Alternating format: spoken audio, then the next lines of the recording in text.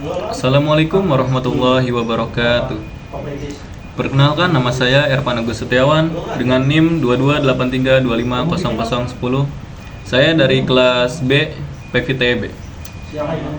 Di sini saya akan menjelaskan tentang materi instalasi listrik residensial.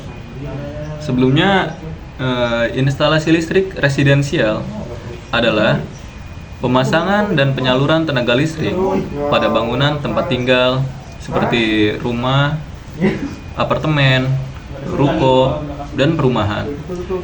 Instalasi ini berfungsi untuk menyalurkan energi listrik dari sumber listrik menuju peralatan listrik secara aman, efisien, dan sesuai standar keselamatan. Adapun tujuan instalasi listrik residensial yaitu menyalurkan energi listrik dengan aman, melindungi penghuni dari bahaya sengatan listrik, mencegah terjadinya kebakaran akibat konsleting, menjamin peralatan listrik bekerja dengan baik, dan memudahkan pemeliharaan dan pengembangan instalasi. Sistem instalasi listrik di rumah terdiri dari beberapa bagian utama. Yang pertama, sumber listrik. Sumber listrik rumah berasal dari PLN dengan tegangan 220 volt, yaitu satu fase.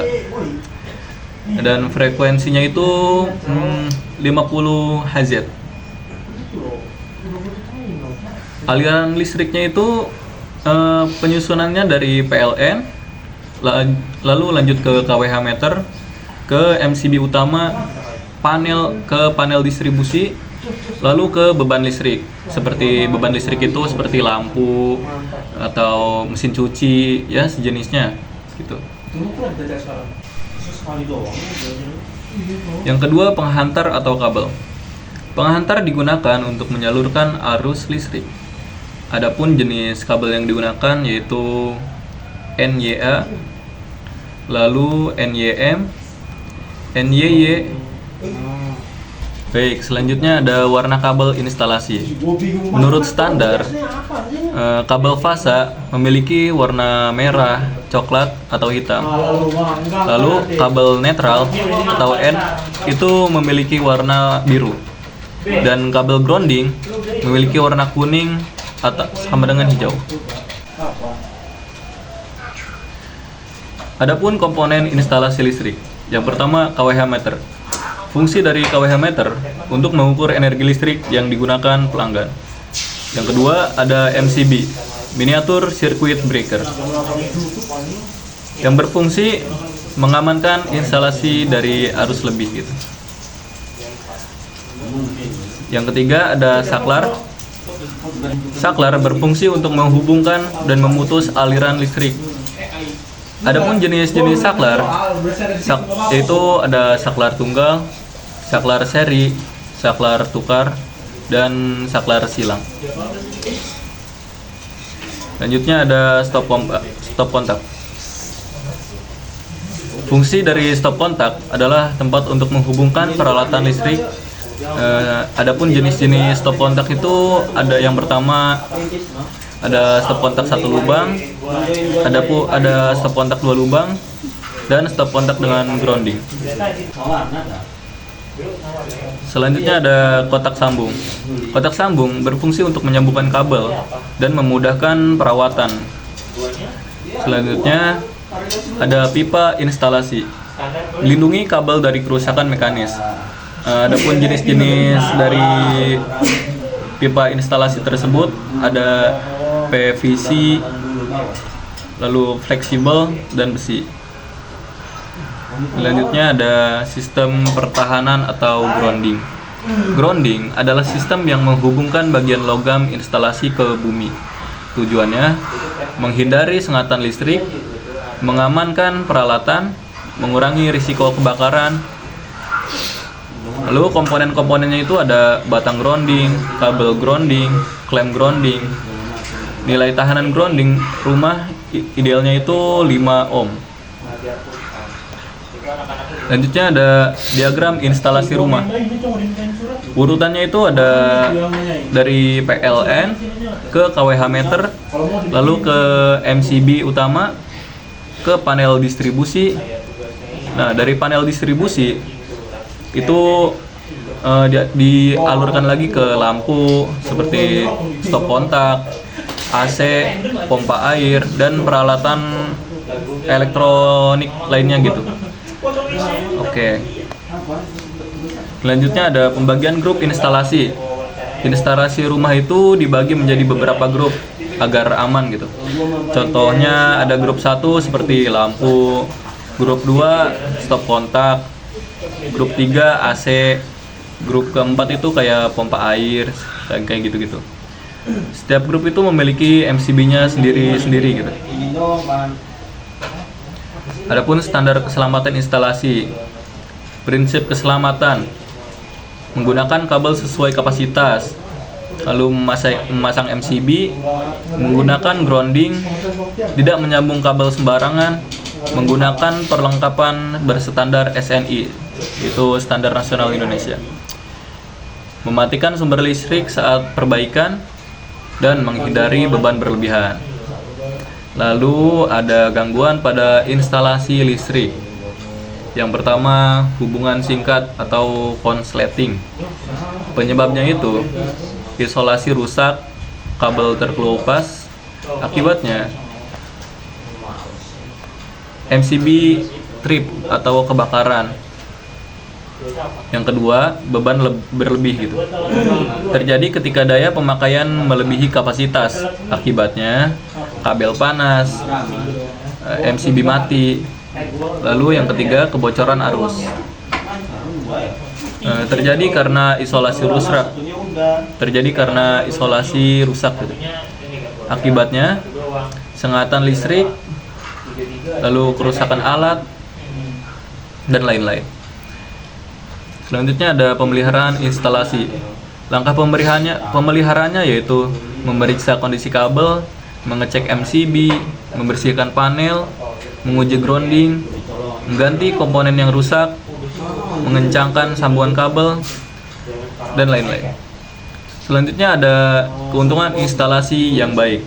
Mengurangi risiko kebakaran, umur peralatan lebih panjang, menghemat energi, mudah diperbaiki, dan memenuhi standar keselamatan.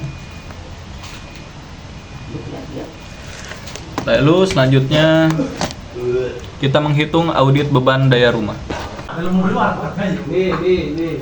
Baik, cara menghitung beban audit daya rumah itu, yang pertama, kalian hitung dulu dari peralatan elektronika kalian, seperti lampu, TV, atau kulkas, rice cooker, setrika, mesin cuci, dan lain-lain.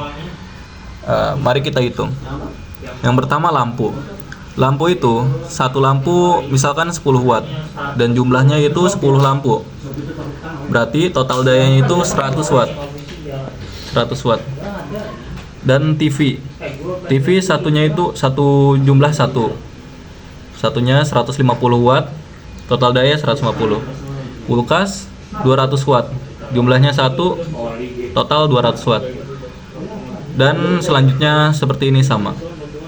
Seperti rice cooker 300 watt, jumlah 1, setrika 350 watt, jumlah 1, mesin cuci itu.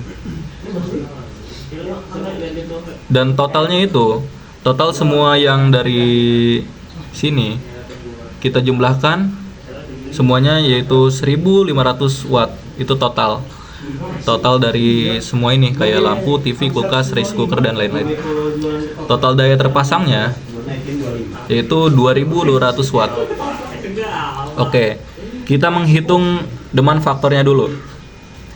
Demand faktor sama dengan beban puncak atau total daya terpasang. Beban puncaknya itu 80% dikali 1500 watt sama dengan 0,8 dikali 1500 sama dengan 1200 watt. Demand faktornya itu berarti sama dengan 1200 per 1500 sama dengan 0,8. Selanjutnya kita menghitung arus. Adapun rumus dari arus tersebut yaitu I sama dengan P per V. Tegangan rumah 220 volt. I sama dengan 1200 per 220 sama dengan 5,45 ampere. Selanjutnya, kita menentukan beban puncak. Beban puncaknya itu 80% dikali total daya, sama dengan 0,8 dikali 1500, sama dengan 1200 watt. Selanjutnya, menentukan daya kontrak MCB. Arus yang didapat sama dengan 5,45 ampere. Arus yang didapat itu sebelumnya ini ya. Nah, dan ini kita menghitung menentukan daya kontrak MCB-nya. Standar MCB PLN yang mendekati yaitu 6 ampere. Daya MCB 6 ampere sama dengan P sama dengan V dikali I, sama dengan 220 dikali 6. Totalnya 1320 watt. Jadi, daya kontraknya itu yaitu 1320 VA. MCB-nya 6 ampere. Baik, adapun kesimpulan dari materi tersebut adalah instalasi listrik residensial adalah sistem penyaluran energi listrik pada bangunan tempat tinggal yang harus dirancang dengan mempertahankan aspek keamanan, keandalan, efisiensi, dan kemudahan. Pemeliharaan komponen utama meliputi sumber listrik, kWh meter, MCB, kabel, saklar, dan stop kontak.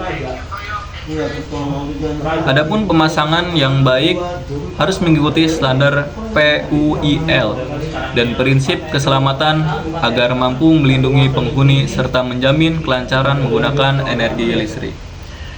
Cukup sekian dari saya. Wassalamualaikum warahmatullahi wabarakatuh.